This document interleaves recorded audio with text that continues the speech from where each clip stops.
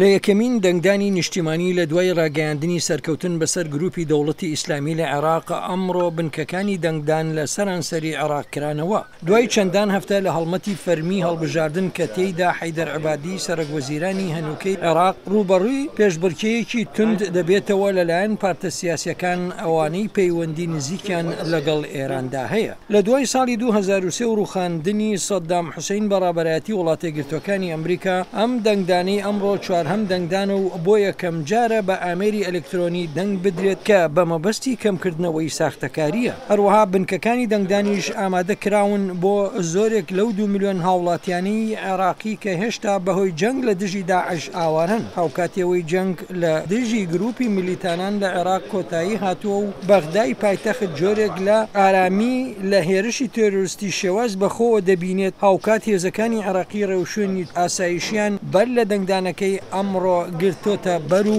لە هەندێک ناوچەی بەغدا قەدەغەی هاتوچۆ پیادە دەکرێت. زۆرێک لەو عێراقیانی بەشداریان لە دەنگدانی بەیانی ئەمڕۆدا کرد بە وریاییەوە هیوا بۆ ئایندە دەخوازن. بەیانی ئەمڕۆژ نورالمالکی سەرۆکوەزیری پێشووی عێراق لە بنکەیەکی دەنگدان لە بەغدای پایتەخت دەنگیدا. نورالمالکی ڕکەبەری سەرەکی حەیدەر عەبادی سەرۆکوەزیرانی ئێستای عێراقا لەم هەڵبژاردنەدا. هذا 7 كميرات زحمة العراقية.